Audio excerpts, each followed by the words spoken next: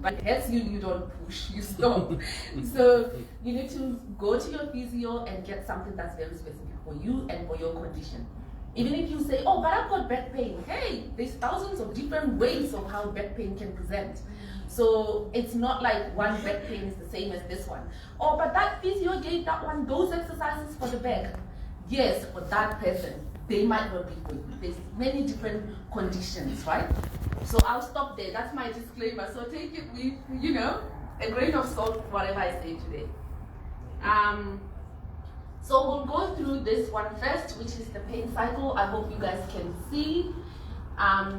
It's a cycle. I don't know where to start, but maybe let's start with at the top. If you have pain, say you have persistent pain, what happens to you when you have pain?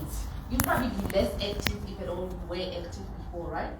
And then you are less active. When you are less active, there's this saying that if you don't use it, you lose it. I think people who go to the gym, they know, you know, once I was really fit, okay, but now I'm not really fit. So we all know that those benefits, you know, they go away if you're not really exercising, right? So if you have pain, that's one good reason why you wouldn't be as active as you usually are. And so then you lose your fitness. Sleep problems, who knows that pain sometimes tends to get worse at night? Yeah, there's a whole, there's a science to that, right? There's something called inflammatory markers, blah, blah, blah, that happens. They go up at night. There's that hormone we don't like called cortisol. It tends to go at night. It goes up at night. So then you'll have sleep problems. Then you'll start having all this fear, anxiety, anger, whichever way it manifests in you. And then you might then at that point go to see someone about it, or maybe go to the chemist to get something for it. Sometimes it's side effects of medications that even make you worse than better if you don't get it addressed properly. Then you might get into like some negative thinking around your whole situation. It's not just, okay, I have pain, but how about your whole life? You know, you've got people around you, you've got work, you've got obligations. So then that's when we might start seeing some mental health issues also manifesting, like depression or mood swings. Who smiles and laughs when they're in pain? You know, you can't be your happy self or your maximal or optimal self when you have pain. Then that might also lead to, you know, maybe time off work, or my work is not really supportive because I'm taking time off work. Who knows, then money issues, and then relationship concerns. Then again, this cycle just keeps going. Have I said anything along there that anyone doesn't understand? Raise your hand if you don't. Yeah, so we are together. Good. I go to the next slide. So yeah, how beneficial is exercise for our mental health? I liked this picture with the brain and the dumbbells. The brain is very complicated. The brain is very complex. I think everyone who knows about mental health knows that the brain is very complex. We could sit here all day and talk about the brain, we still wouldn't have finished what the brain is and what it does. Who knows the story about Phineas Cage? Do you know Phineas Cage? Okay, so there's this guy many years ago. I think in the brain lectures and stuff, they like using his story. He got injured. I'm not sure if it was at work or something, but a rod went straight through the front part of his brain and went through the back. He still managed to survive that incident. Do you know his story? No? Guys, you need to Google him. It's very fascinating. His name is Phineas Cage with a P. So the people that used to work with him and knew him, after that incident, he survived, but he became a different person. Complete personality change, character change, right? So that rod had gone through the part of the brain that deals with your personality. So this is just, there's so many, it's not just him. He helped with the research in that part of science, but it's not just him. There's so many stories of similar incidents about how the brain works. So I thought that was really fascinating. So I think that should just help us to really understand and pay attention to our mental health and how it can, you know, like, think about your brain with all these wires in there and how they work and how it's different from the next person, so that you are a little bit kinder to yourself, right? Okay, let me go back to physical health. So this slide is about chronic diseases and injuries accounted for the majority of like the total burden. This is from the Australian Bureau of Disease Study. This is from 2018. So we've got 18% being cancer, musculoskeletal conditions 13%, cardiovascular 13%, mental health and substance 13, and then that. So we can see that these things are actually there. We can still see musculoskeletal there, right? And we still see mental health. So this does have a burden on the economy as well. This one here is just the number and distribution of new cases of non-communicable diseases and mental conditions attributed to physical inactivity. So these are conditions that you might get because you are not physically as active, right? So we've got stroke, we've got cancer, we've got type 2 diabetes, coronary heart disease, dementia, hypertension, depression and anxiety. The leading one is hypertension, which is high blood pressure. Yeah. There's also type 2 diabetes. Who eats salsa at home? Only 3 people? What is it called? Okay, who eats ugali at home? Yes, right? So I think you know what I'm talking about.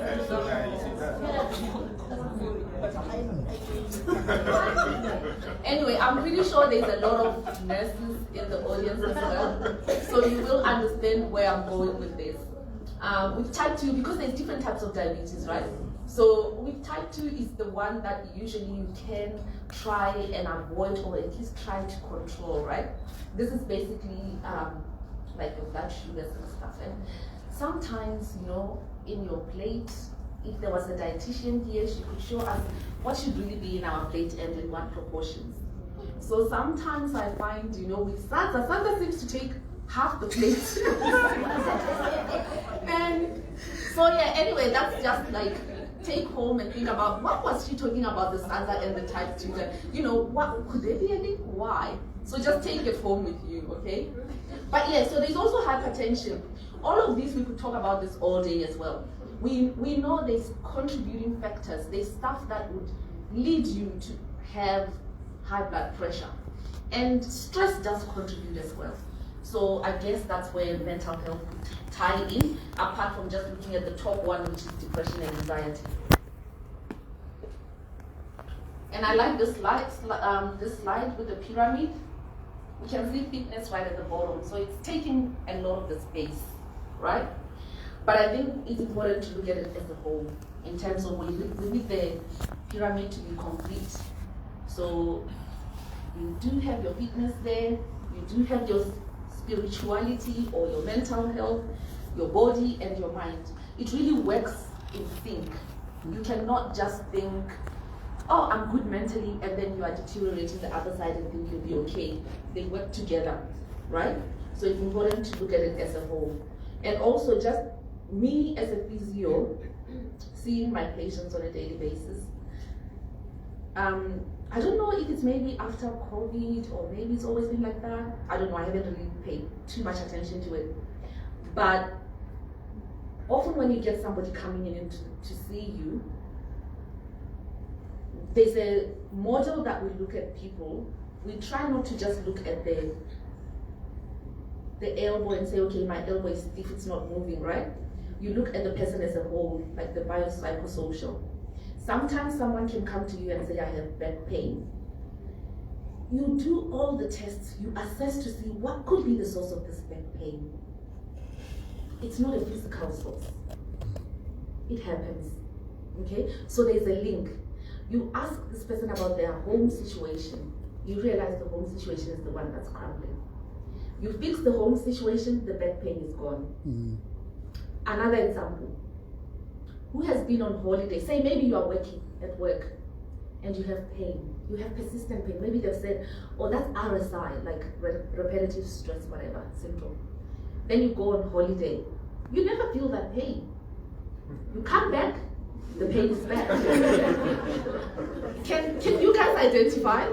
Yes, thank you. it does happen. So I hope you can see the link between mental health and physical health.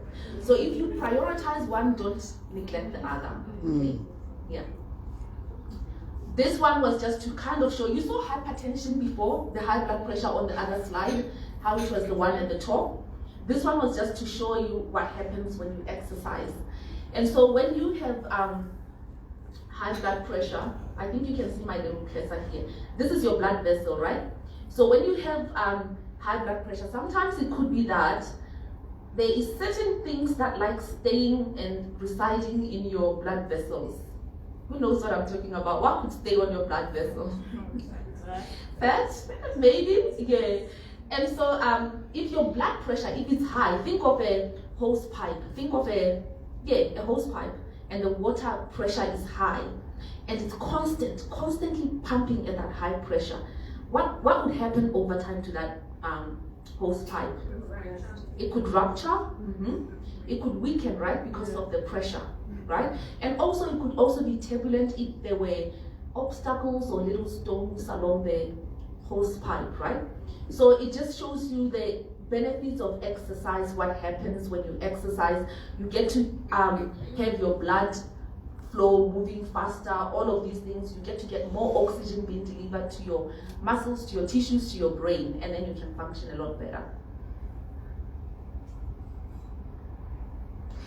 You know what? Some of these slides I'm just seeing now. I did do the slides, but I can't help. I'm just like, what? Okay, so there's a typo on this one. What constitutes an enjoyable experience? It's an enjoyable experience, okay? What constitutes an enjoyable experience? So an environment in which people feel mentally and physically comfortable.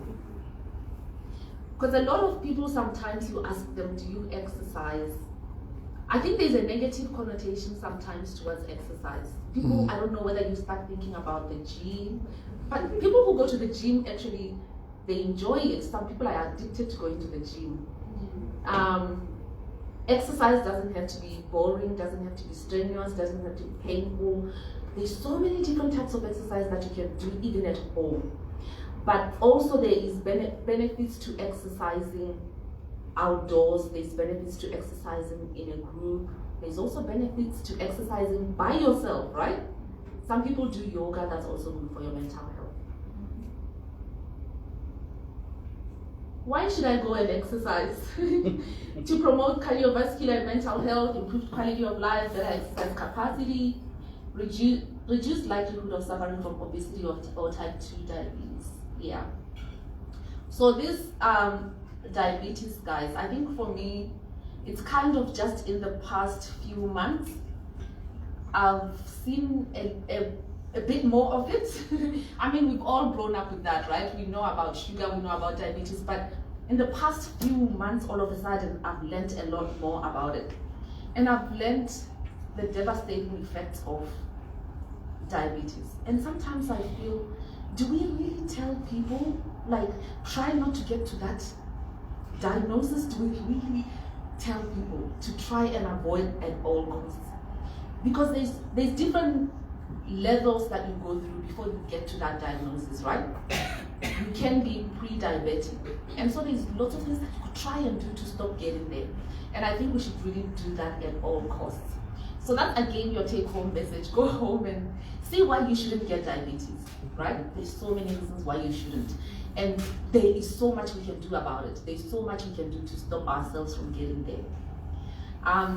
Also, if you don't have a GP, and don't be thinking that I'm standing here saying that and oh, that means she does all the things she's talking about. No, you're just taking my advice. But if you don't have a GP, please do get one. Get one. Whether there's something wrong with you or not, go get a GP. Go see your GP. You don't have to be sick to go see your GP. Go see your GP, have somebody who can know you and follow through with you. Especially, I know we are people of a particular age here, most of us. So we need to be seeing our GPs because they know certain things to look out for or test us or there's certain tests they will do that maybe you haven't even thought about, but they know what they're doing, right? So do that because it will help you in the long run. Just take my word for it with that one. Yeah, lots of slides about benefits of exercise. So it talks about increase in short and long-term memory. Yeah. I think you've all talked about feeling sluggish.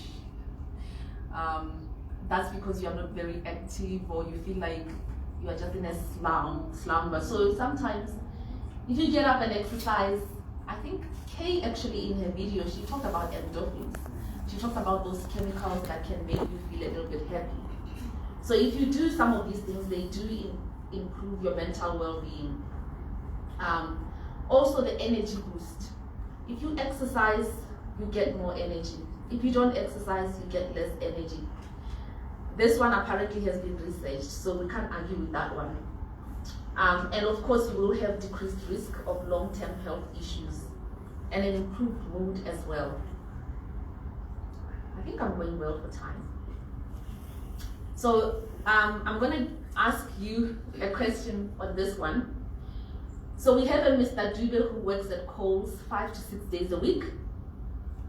He doesn't have a desk job. He works at Coles and he's on his feet all day. Is this exercise? No? No? Who says yes? If you say yes, this is exercise. Okay, good. Who says no, it's not? Okay, good. Yeah, guess what? You are all right. Whether you said yes, whether you said no, you are all right. So here's the thing. Like I said, exercise is very individualistic, right? What is norm or optimal for you is not an exercise for somebody else, right? So for Mr. Dube, because he works at Coles and this is his job, this is not exercise for him. So if Mr. Dube comes to me and I ask him, so what do you do for exercise? And he says, oh, I'm on my feet all day, I walk all day, so I'm exercising. No, that's not exercise for him. But if somebody else who didn't have this job and told me that I was on my feet all day, I was walking all day, that could be exercise for them. So depending on, again, so many conditions, what does this person have? That, what do we call this, comorbidities, what conditions do they have, right? So exercise, like I said, I do get a lot of people who come in and they'll say, oh yeah, I exercise, I stand all day. That's not exercise. It's not for you. So you need something, you need to be really intentional when you go do your exercise. Find a path, a footpath. If you're in Canberra, you are very lucky or blessed because there's so many of them, right? You have no excuse. So you can go around and just walk, get your heart rate to beat and pump. If you go for a stroll, that's good, yes, you are breathing fresh air, but there's different types of exercises, and I think I'll talk about it a bit later. So on this one, we've got risk factors associated with insufficient physical activity. Cardiovascular, which is your heart, right? Obesity, sarcopenia, frailty, neuropsychological decline, disability associated with aging, insufficient physical exercise. Yeah, I think I did talk about it when I talked about that slide with the blood vessel. The role of exercise in the prevention of disease and the management of many age-related diseases and conditions is increasingly evident. And yeah, it's increasingly evident. So this is again going up, right? So the evidence is there to show us that if you exercise, there's certain conditions or diseases that you could at least keep at bay or not so close to you. And the evidence is there. An example to this is osteoporosis. Osteoporosis is when your bones kind of start looking like that one at the end with the red circle there. And there's different stages you go through until you get to that end. So a healthy bone you can see, happened to my cursor? And then in the middle, that one would be probably, yeah, you do have osteopenia, which is kind of before you get to the osteoporosis age, and then that. And it's very common in maybe postmenopausal women because of the hormonal imbalance, the estrogens and stuff. But at what age should we start doing exercises that are specific to stop us from getting to osteoporosis? At what age? It's a question to you. Now. Just, yeah. Now. 40? Who else? Huh? 85? 85? That's a very good guess. Another one? 30. Okay, another one? Huh? 20. I like 22. Who said 22? 20. Well done. Yes. 20s, unfortunately, because you know how your bone grows and at a certain point your bone stops growing. So apparently, here again, the scientists are telling us that you need to start doing those weight-bearing exercises or resistance-type exercises around your 20s. Yeah. So finish. Well, I'm hoping that it's not all gloom and doom. Let's keep going. Yeah, so, because I've wondered sometimes, you know, like, you get someone who is a bit older, they have a fall, and they fracture their bone very easily. You're like, huh? I fell too, but I didn't break anything yesterday or something. But this is this, right? And guess what? It started when whenever.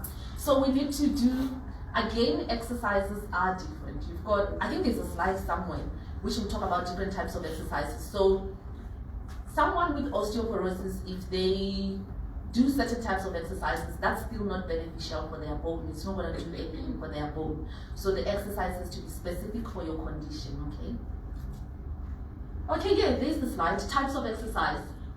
And I don't think this is all the types of exercise there is. But yeah, so there's strength training, building muscle, aerobic training. Some of these slides are just from Google, guys. So you can see, it's probably from a gym. It's a slide from the gym somewhere. Building muscle matters. Aerobic training, balance and stability training, coordination and agility training, flexibility and mobility training. Again, depending on what condition we're dealing with. But if it was osteoporosis, which we just talked about, that would be like strength training, weight, resistance, those stretchy bends, right? But if it was something else, maybe if it was like hypertension, then we'll be talking about aerobic exercise where we need your heart rate to go beyond a certain level, right? And do that. Yeah, again, this is a slide from Google. Lockdown survival kit. This was done after the COVID, probably. These chemicals, again, linking back to our mental health. There's something called happy hormones. Let's just call them happy hormones. And again, this is a science. So we'll try not to argue with it. I mean, you can argue with anything, even science. Sometimes evidence changes. But for now, this is what we are going with, and we believe this for now. That you do release these chemicals and they go to your brain and they make you feel a bit happier. So sometimes just getting out there and going for a walk, go for a power walk, you might be happier at the end of it. Dopamine, oxytocin, endorphin, serotonin, yeah. So there's lots of chemicals that interact in our special brains that do contribute as well to how we view the world and our day-to-day activities. Get oxytocin from a lot of hugs. From a lot of hugs. Yeah, I think it was there as well, right? Did you see that one? Oxytocin. Do you see that one? Cuddling and touch, right? There is a role in that. There's a role, including pets. Did you see there's pets? Mm-hmm. There's a role in that. I think some people talk about we were not created to just be isolated and just individual there by yourself. I think we are created to be relationship type people, and there's different types of relationships. Okay, there's not one type of relationship. So you can get a hug from a friend, you can get a hug from your partner, you can get a hug from your pet. Thank you for putting us back to that slide. I see Kuni standing there, I don't know what that means. Yeah, so mental health benefits of exercise, I think here I'm repeating myself. Physical activity improves functioning, reduced cortisol level. I think I did mention about this cortisol earlier on. This is our stress hormone, right? So if you exercise, it goes down, so that's a good thing.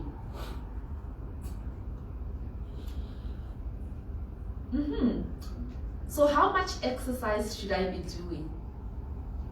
How much exercise should I be doing? So I did mention that sometimes when you do some types of exercise, you can stop some conditions from coming close to you, right? So really, then there has to be a recommendation as to how much exercise then should I be doing? How much? At least 30 minutes a day. At least 30 minutes a day. 30 minutes a day. 30 minutes a day. Minimum. Yeah. Yeah. So 150 minutes, which is it's no, wait.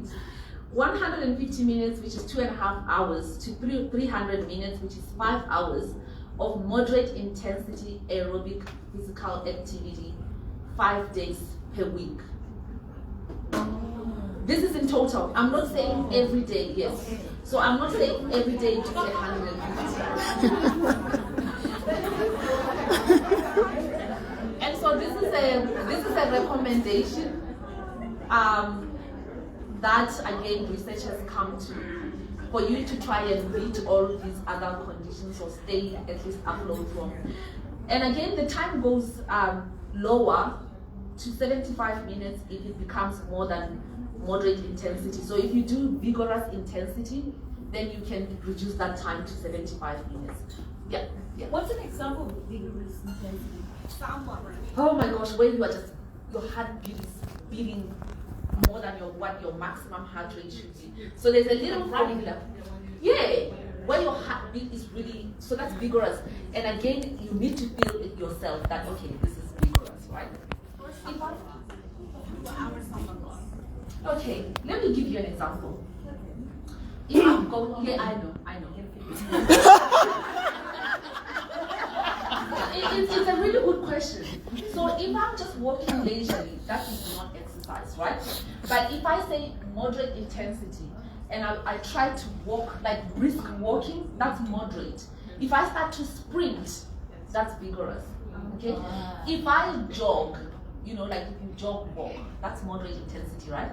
But if you sprint, where your maximum heart rate, you are at it, like you need to feel your heart pumping. And you know that, oh my God, yeah. So that's vigorous activity. But remember my disclaimer. From here, you are not going to go and do vigorous activity. Alright? Because you might end up at ED. So we're not doing that. From here, the best thing you can do is to go. There's exercise physiologists, there's physiotherapists, who else? Yeah. So you can go see them and then they look at you and then you can come up with the program for you, okay? We'll skip this one. Is there an age limit on the benefits of physical activity or exercise? Is there an age limit? I think this one here, good. I can answer this one for all of us too. I think the answer is no. So any person can exercise.